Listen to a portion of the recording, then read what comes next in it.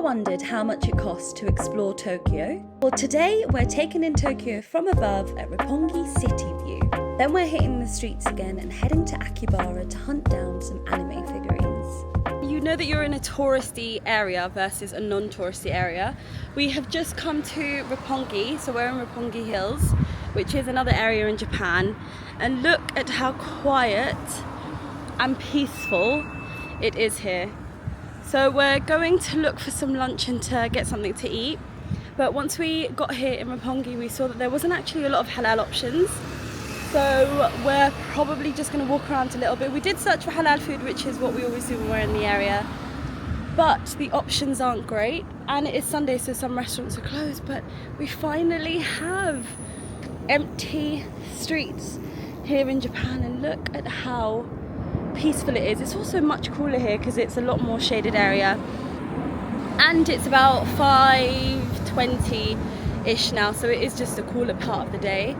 I'm going to show you guys Roppongi and how it looks and what there is to do here, but so far it's quite pretty.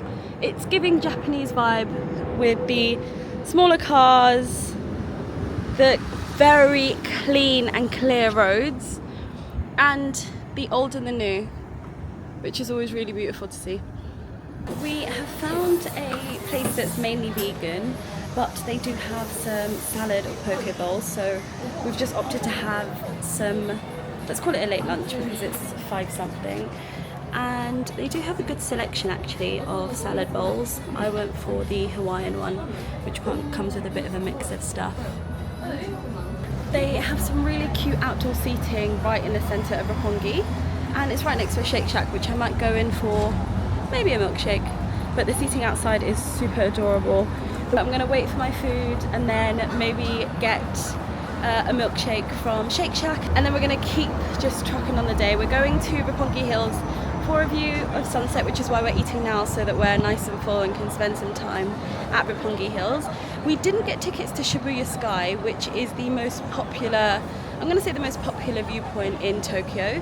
But this one was rated second best and it's not that much more expensive, so hopefully we'll get a good view. Top tip though, if you did want a free view, then you can go to the Tokyo government building and they have a completely free viewpoint that you can, it's got a really good, like you can see quite far out. So if you are on a bit more of a budget, then I would recommend there over the Roppongi Hills. So let's get some food because I am starving. This is the final look of the poke bowl that we got.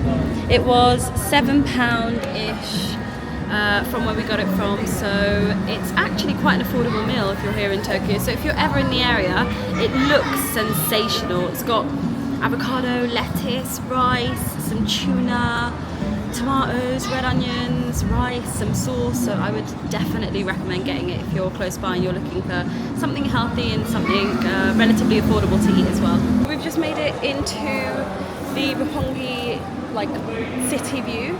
Remember how I said we have no idea how much it is because we just came to pay for it now. So let's actually see how much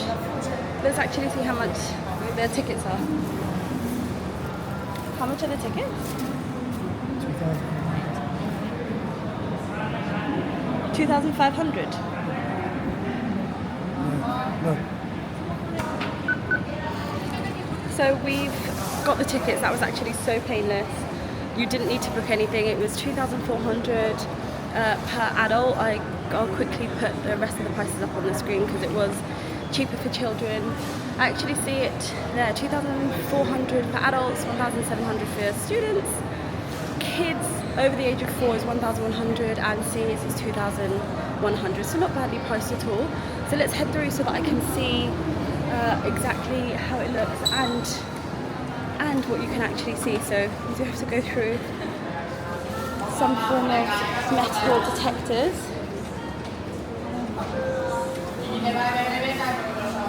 Oh, I don't think they're working, otherwise this would completely beep. So we've got our ticket, as you saw. We just literally walked in and headed in as well. Oh. Okay, wait, we're going in. Oh. 2,500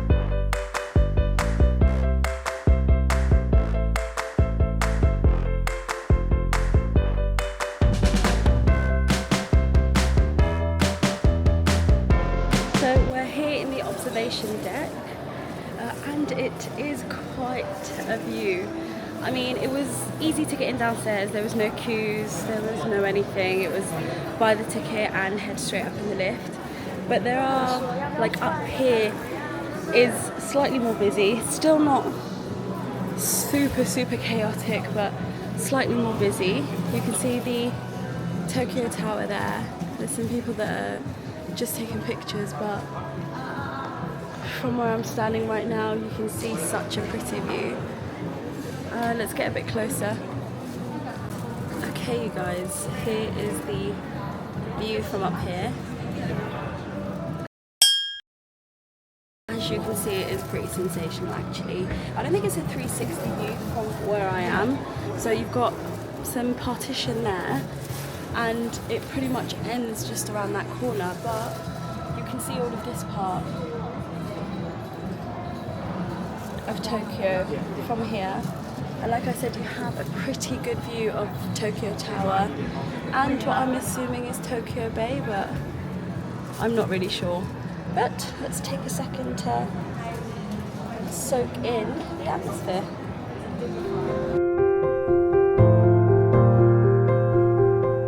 So it looks like they do have a guide. If you're not trying to be confused like me, you do have the availability of scanning the QR code and using the guide, which I do not have the battery on my phone to do, but I'm sure it would give you so much more information than, oh, that's pretty, I have no idea what that is. I'm hoping that you guys can see behind me because it is approaching sunset and the skyline looks sensational. I'm going to press in on the building, see if that adjusts the colour so that you can really see the outline of the buildings behind me. But coming here during this time I would 100% recommend, because the colours and the reflection of the buildings, and going anywhere at sunset is stunning, but I would definitely recommend this time of day. It is, I think it's approaching about 6 o'clock, I have no idea what the time is, but probably approaching about 6 o'clock. So we're going to stay here until it gets dark. I will give you guys a bit of a look at how it looks when it gets dark if we're still here then, and then we'll move on to our next and final destination of today. I lied earlier when I said that it wasn't 360. I had no idea this whole section was here. So if you do come here, keep walking until you have gotten all the way around, because you can see that there's still a view here, and there's seats on this side too, which there wasn't on the other side. But there's meant to be a Mount Fuji, Shibuya and Shinjuku view. Racing, snapping my neck so that I could potentially get a view of Mount Fuji, which today's not a clear day. I'm not expecting I'm going to, but let's see what we can see. It is really pretty, and it gives you a sense of how condensed this city is. Oh, I can kind of see it. I'm not sure if you're getting a good view, but you're able to see the outline. You're able to see the outline, not really. I've zoomed in. This is about as good as it's going to get. But you can see the outline, and it's actually really pretty.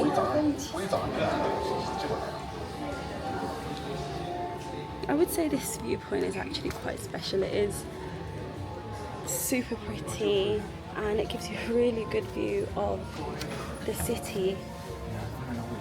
But you guys, my God, look at how condensed Tokyo is. It is, I think, the most condensed city in the world, and that gives you a bit of a visual. I could stand here and watch this all day. I don't know if there's more to see. I don't think there is, but let's walk around to the other side. No, there is. There is still more to see. You can see the sun setting there in the distance. We're going to wait for sunset, which should be maybe the next 15 minutes, and then we'll get a good view of Shibuya and Shinjuku from up here on the what was it, 52nd floor? But we're going to wait for the sun to set.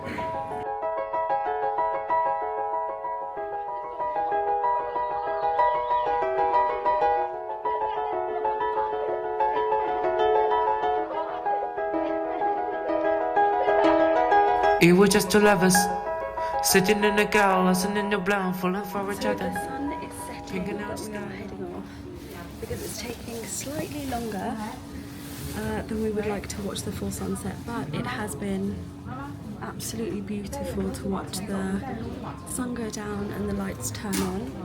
It's pretty dark here already. You can see a lot of people taking pictures and videos, but I would give this place a very solid 9 out of 10 for it being a place where you can come and a place where you can see Tokyo either during the day or at night. So if you are ever here, I mean, tickets are very affordable, so definitely give it a view. Like, I mean, look at this. Honestly, so pretty. We are now heading back to Akihabara here in Tokyo because we wanted to pick up a few bits and bobs, and that should be exciting so that I can show you guys what anime-based stuff costs here in probably one of the more popular areas to get it. So always take prices like that with a pinch of salt. But let's head out of here and one final view of how it looks here at night on the other side. So beautiful, and again, so friggin' worth it for the price and what you get and what you get to see. And they have seating areas which a lot of observation decks kind of don't. So absolutely stunning.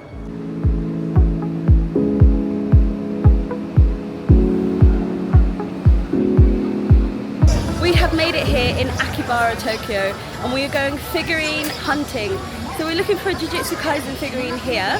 Hopefully we'll be able to find it much cheaper than previously in the video where you saw a few, but they were much more expensive.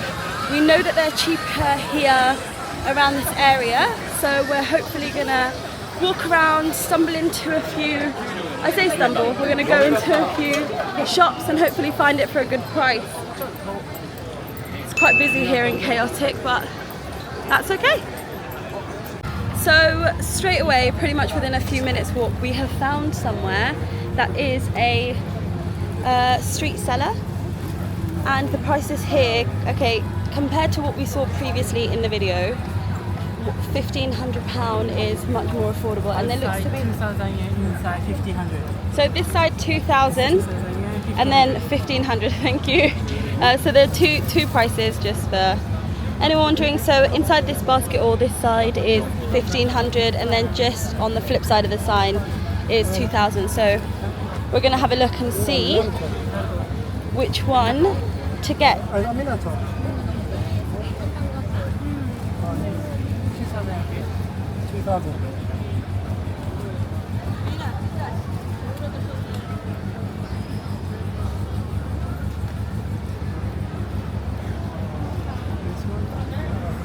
So he's got quite a lot of them, as you can see, and it's just, if you are wondering and you're trying to come here, it's just opposite.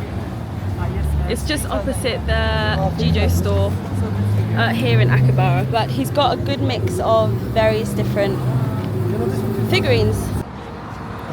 So we had to take a mid-season break because we went to go get some cash, but we're taking one of these Jujutsu Kaisen figurines, or this one, I don't know the difference, so we'll take one of these, I don't know which one yet. And what else are we taking? You know what, no, I think she'll like this more than that. Who's that? My Hero Academia. Is that better? That's too limited. Are you not getting anything else? No. So we've just set off with one of these for 1,500 yen. And they have some more in that. And they have some more in that box. But I think we are happy with this one for 1,500. I am actually quite happy with that, considering the prices that we saw it for when we were in Harajuku and other areas. I think 1,500 yen for that. I think it's like £8. I'll put it on the screen. For that figurine is actually a really good price. I'm gonna end the video here today, but like I said, make sure that you are subscribed so you can see the following videos and everything else that we've got coming up here in Tokyo. Thank you so much for watching today's video. Bye!